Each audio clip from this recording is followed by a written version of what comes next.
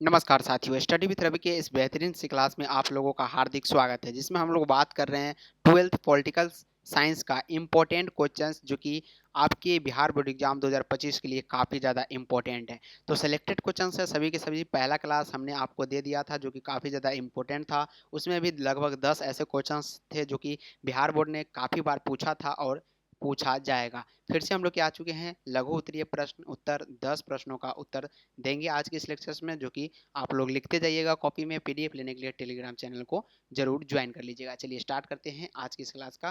पहला नंबर सवाल की ओर चलते हैं, जूम करते हैं जरा, और काफ़ी इंपॉर्टेंट क्वेश्चन है, जरा ध्यान से देखेंगे। फटाफट से चैनल पर नए हैं तो लाइक सब्सक्राइब शेयर भी कर देंगे। चलिए पहला नंबर क्वेश्चन है कि एमनेस्टी इंटरनेशनल क्या है। जी हाँ दोस्तों, एमनेस्टी इंटरनेशनल क्या है, जो कि काफ़ी ज़्यादा इंपॉर्टेंट सवाल है। तो चलिए इसका आंसर लिखेंगे। याद रखेंगे 2 नंबर क्वेश्चन का जो आंसर होता है मात्र 2 से 3 लाइन में ही लिखना होता है, उससे ज़्यादा में बिल्कुल भी आप न लिखें तो ही अच्छा है। और 5 नंबर का क्वेश्चन का जवाब लगभग लगभग आपको एक पन्ने में देना है। चलिए एमनेस्टी इंटरनेशनल क्या है। तो एमनेस्टी इंटरनेशनल एक स्वयंसेवक संगठन है। क्या है प्यारे बच्चों? स्वयंसेवक संगठन है। यह पूरे विश्व में मानवाधिकारों की रक्षा के लिए अभियान चलाता है। क्या चलाता है? मानव अधिकार की रक्षा के लिए अभियान चलाता है एमनेस्टी। क्या करता है? मानवाधिकारी रक्षा के लिए अभियान चलाता है। देखिए, क्वेश्चंस लॉन्ग क्वेश्चंस को याद करने का सिंपल सा फंडा है कि इसके आप लोग कुछ ऐसे वर्ड को याद रखें जो कि ये है, मानवाधिकार की रक्षा। तो ये जब याद रहेगा तो जैसे ही एमनेस्टी शब्द आएगा तो आपके माइंड में ये घूमेगा कि एमनेस्टी का मतलब ही है मानवाधिकार की रक्षा करना। तो आप ऐसे लिखेंगे कि एमनेस्टी इंटरनेशनल एक स्वयंसेवक संगठन है, यह पूरे विश्व में मानवाधिकार की रक्षा के लिए अभियान चलाता है। देखिए कितना ईजी हो गया। तो कुछ इस प्रकार से याद करने का प्रयास करें। और आगे लिखना है, यह संगठन में मानवाधिकार से जुड़ी रिपोर्ट तैयार और प्रकाशित करता है। सिंपल सी बात है कि अभियान चलाता है, रक्षा करता है, तो कुछ उसमें रिपोर्ट भी तैयार करता होगा, मानवाधिकार से जुड़ी रिपोर्ट, और प्रकाशित भी करता होगा, ताकि इसे ज़रूरत सभी वर्गों के लोग को पड़े और अपने मानवाधिकार को अपना यहाँ पे जान सके और उसको रक्षा कर सके। तो प्रकाशित यानी पेपर में, न्यूज़पेपर में प्रकाशित करना भी इसका मुख्य उद्देश्य होगा। तो यही कहता है, यह संगठन मानवाधिकार से जुड़ी रिपोर्ट तैयार और प्रकाशित करता है। सिंपल सी बात है, तो याद रखेंगे। अगला नंबर कहता है कि सरकारों को ये रिपोर्ट अक्सर नागवार लगती है, क्योंकि एमनेस्टी का ज़्यादा जोर सरकार द्वारा किए जा रहे दुर्व्यवहार पर होता है। बिल्कुल, मानवाधिकार का जो भी हनन हो रहा है वो सरकार के द्वारा होता है। तो जो भी लोग इस पर सरकार की ओर नज़र गिराते हैं तो वो सरकार इसको क्या करता है, नागवार लगती है, मतलब उसको अच्छा नहीं लगता है, क्योंकि सरकार पर वो क्या करते हैं, एमनेस्टी का जोर लगाते हैं। तो ये दुर्व्यवहार पर होता है। और बहरहाल ये रिपोर्टर मानवाधिकारों से संबंधित अनुसंधान और तरफदारी में बड़ी महत्वपूर्ण भूमिका निभाती है या निभाते हैं। तो किसी इस प्रकार से आप इस प्रश्न को याद रखेंगे। काफ़ी इंपॉर्टेंट क्वेश्चन से याद रखें। जब भी ऐसे क्वेश्चंस अगर आपसे पूछा जा रहा है तो याद रखेंगे 2 नंबर का ये सवाल 100% पूछा जाएगा। तो याद रखिए, हमने इतना सारा लिखा है तो इसमें से आपको चूज करके लाइन को लिखना है, और 2 से 3 लाइन ही आप मात्र लिख सकते हैं 2 नंबर के सवाल में। ज़्यादा अगर प्यारे बच्चों अगर आप लिखते हैं तो आपको यहाँ पर टीचर्स के द्वारा यह समझा जाएगा कि आप रट्टू तोता है, और कुछ इस प्रकार के गाना भी लिख सकते हैं। तो इसलिए वो डायरेक्ट क्या करेंगे, ऐसे बिल्कुल ऐसे पकड़ेगा और ऐसे काट देगा। तो ऐसे बिल्कुल भी नहीं लिखना है, सिंपल सिंपल साफ सुथरा में लिखना है, और 2 से मात्र 3 लाइन में लिखना है।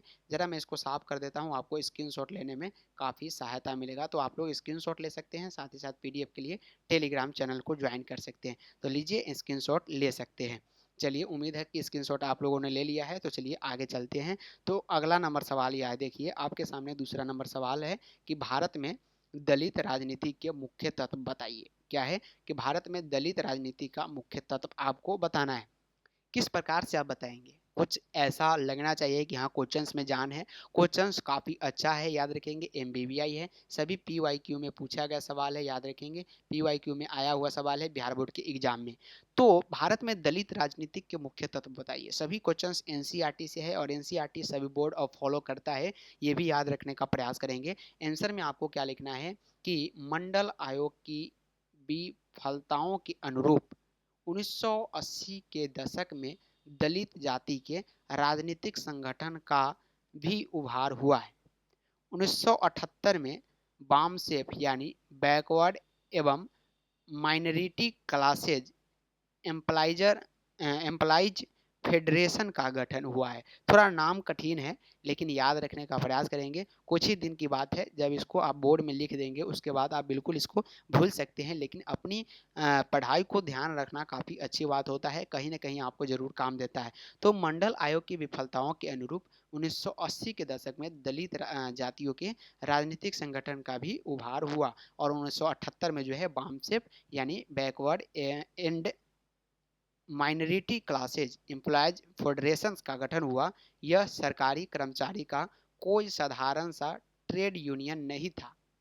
इस संगठन ने बहुजन यानी अनुसूचित जाति, अनुसूचित जनजाति एवं अन्य पिछड़ा वर्ग और अल्पसंख्यक की राजनीतिक सत्ता की जबरदस्त तरफदारी की और काशीराम और रामविलास पासवान तथा मायावती दलित राजनीति का मसीहा बने। रामविलास पासवान याद होगा आपको, यह बिहार से संबंधित है, चिराग पासवान इन्हीं का लड़का है। तो इतना तो आप याद रख सकते हैं जो कि काफ़ी ज़्यादा इंपॉर्टेंट है। चलिए 3 नंबर सवाल की ओर चलते हैं जो कि बिहार बोर्ड के द्वारा पूछा गया।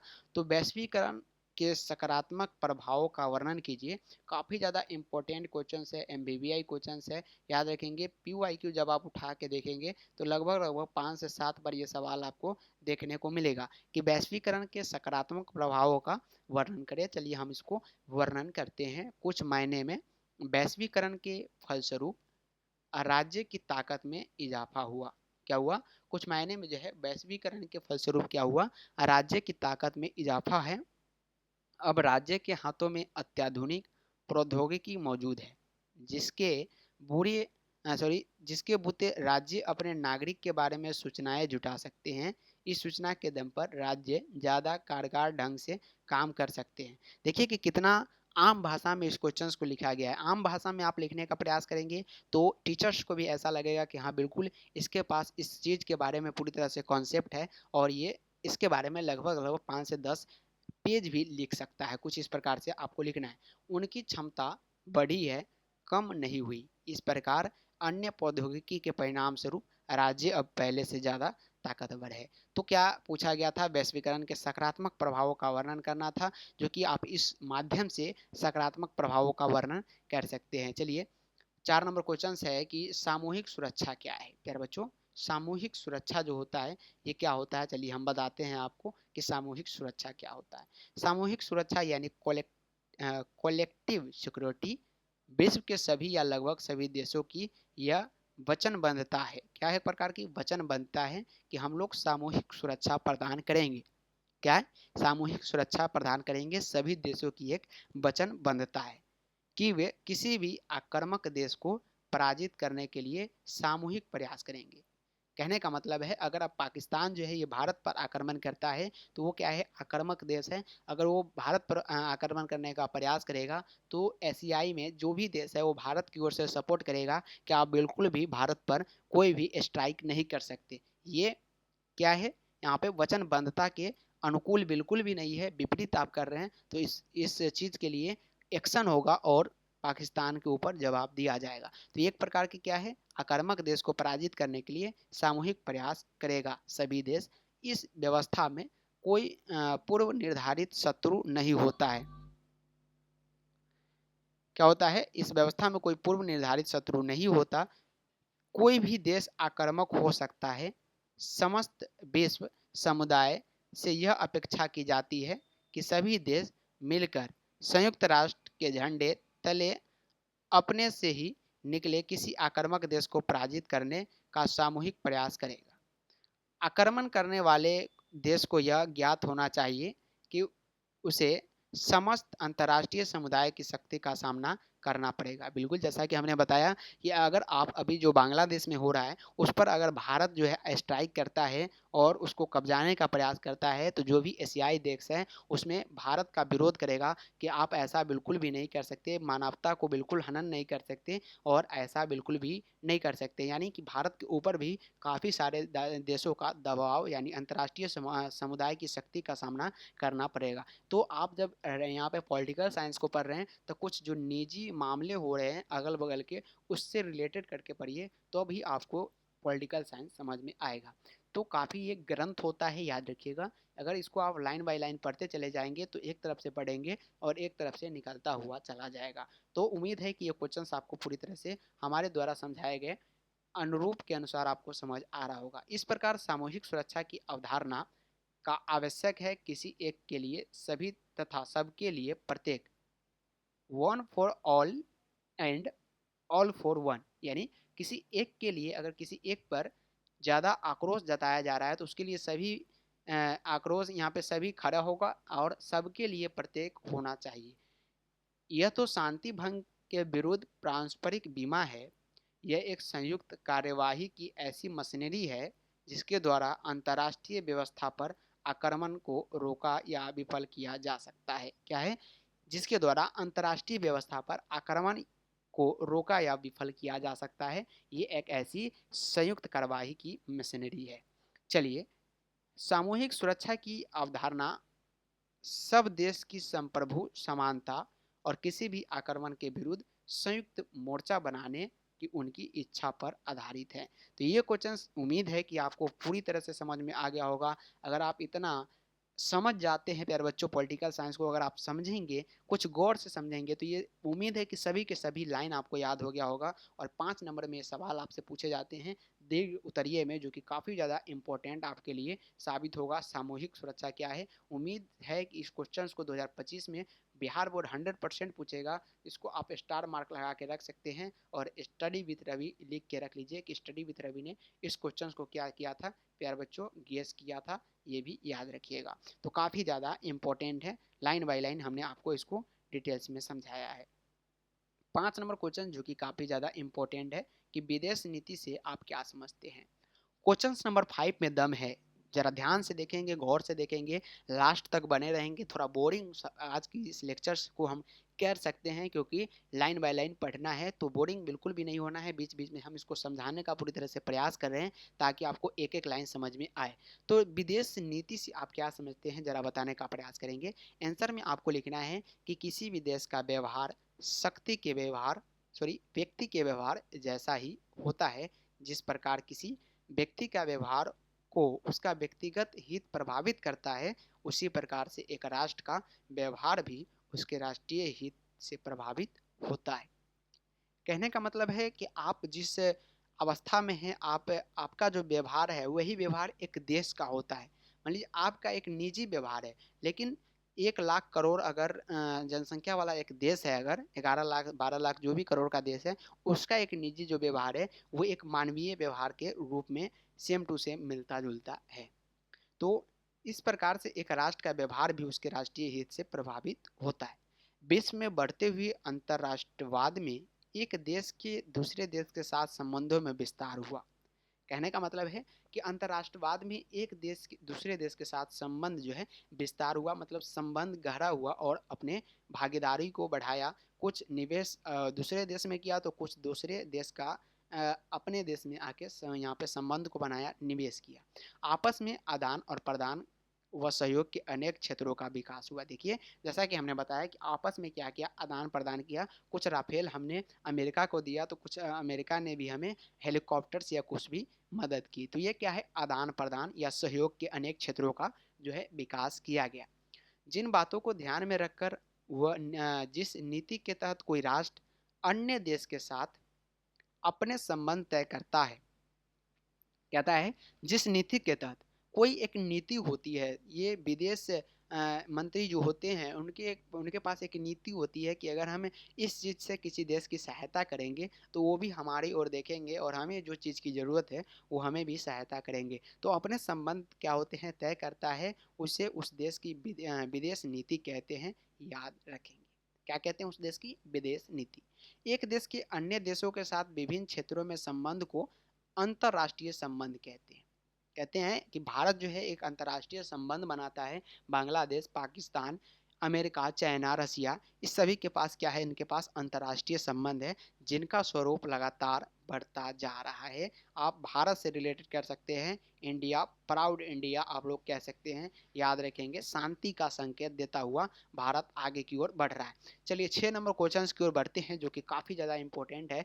जल प्रदूषण का क्या कारण है? ये इंपॉर्टेंट क्वेश्चन हो सकता है। इन्वायरमेंट से जो सवाल पूछे जाते हैं वो इंपॉर्टेंट होते हैं। PYQ में बहुत बार ये सवाल आपको देखने को मिलेगा। तो 2025 के लिए भी काफ़ी ज़्यादा इंपॉर्टेंट ये क्वेश्चन है कि जल प्रदूषण से आप क्या समझते हैं, कारण क्या है।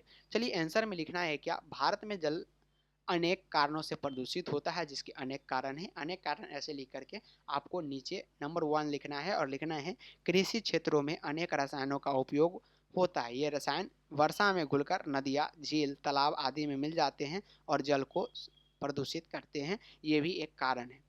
नदियाँ में साबुन से स्नान और कपड़े धोने से जल प्रदूषण होता है, बिल्कुल ये भी एक कारण है। यहाँ तक कि साबुन का उपयोग करना बहुत सारे नदी में वर्जित भी किया गया।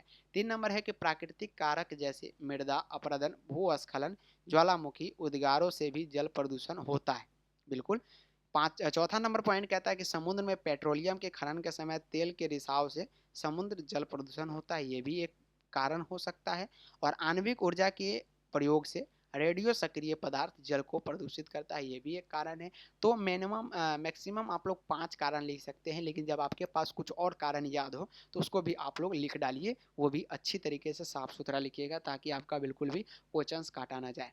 तो नगरों का मल जल और औद्योगिक कचरा जल स्रोतों का सबसे बड़े प्रदूषक है। तो ये लाइन आपको याद था लेकिन इसको आप सबसे लास्ट में ले गए, ये बिल्कुल भी गलत आपको नहीं करना है। इस लाइन को सबसे ऊपर लिखना है क्योंकि मल जल और औद्योगिक कचरा जल स्रोतों के सबसे बड़े प्रदूषक के रूप में उभरते हैं। तो इसको आपको मेन फ्रंट पर लिखना है ताकि एग्जामिनर को लगे कि हाँ इसने कुछ लिखा है जिसको पूरे मार्क्स दिया जाना चाहिए। अधजली या बिनाजली लाशें जिसको समुद्र में बहा दिया जाता है, राख, लकड़ियाँ इत्यादि नदी में बहा दिए जाते हैं जिससे जल प्रदूषित होता है, ये भी एक कारण है।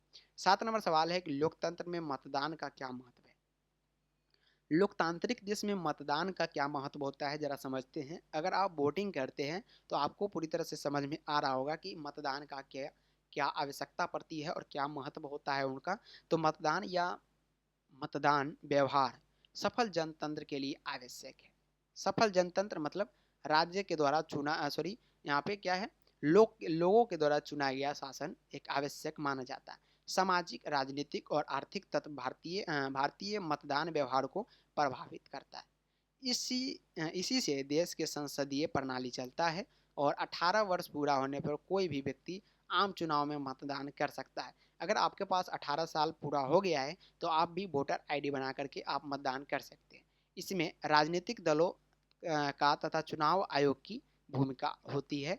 जातीय व्यवस्था और धर्म में अथवा संप्रदाय ने भारतीय आम चुनाव में महत्वपूर्ण भूमिका निभाई है। इसे भारतीय मतदान व्यवहार में बड़े पैमाने पर प्रभावित किया गया है। तो कुछ इस प्रकार से आप लोकतंत्र के मतदान का क्या महत्व होता है आम भाषा में आप लिख सकते हैं। और 8 नंबर क्वेश्चन है कि लोक अदालत क्या है? बहुत अदालत आप लोगों ने सुना होगा, सुप्रीम कोर्ट, हाई कोर्ट। तो लोक अदालत क्या होता है?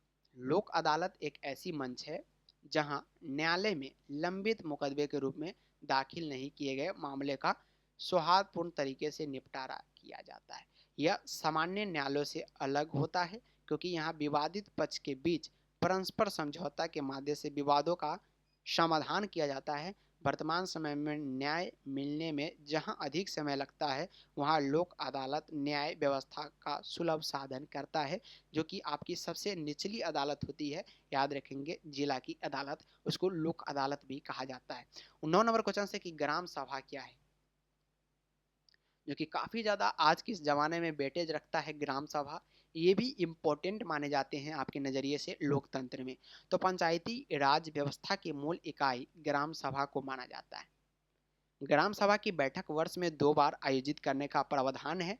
ग्राम सभा की बैठकों की अध्यक्षता प्रधान द्वारा की जाती है। जो वहाँ के प्रधान होते हैं, सचिव होते हैं, उनके द्वारा ग्राम सभा की अध्यक्षता की जाती है और प्रधान की अनुपस्थिति रहने पर ग्राम सभा की अध्यक्षता उप प्रधान यानी उप सचिव करते हैं। ग्राम सभा अपने निर्णय खुद लेते हैं और ग्राम सभा के सदस्य ग्राम के सभी वयस्क व्यक्ति होते हैं, जो कि पुराने व्यक्ति होते हैं, बड़े बुजुर्ग होते हैं, वो उनका सदस्य होते हैं, जिनका नाम ग्राम के मतदान सूची में अंकित होता है। ग्राम सभा के कार्य समुदाय कल्याण के क्षेत्र में होता है। ये पुराने जमाने में सबसे पहले लागू किया गया था। ग्राम सभा पहले खूब होते थे, पंचायत भी खूब होती थी, लेकिन अब लोग क्या करते हैं, सबसे पहले थाने में जाके संपर्क करते हैं, जो कि विश्व गुरु के बनने के इस दौर में भारत के लिए एक बहुत बड़ी झटका है। याद रखिएगा, विश्व गुरु अगर बनना है तो भारत को हर एक क्षेत्र में विश्व गुरु रहते हुए और कार्य करते हुए बनना चाहिए। भारत के प्रामाणिक नीति के मुख्य सिद्धांत क्या है?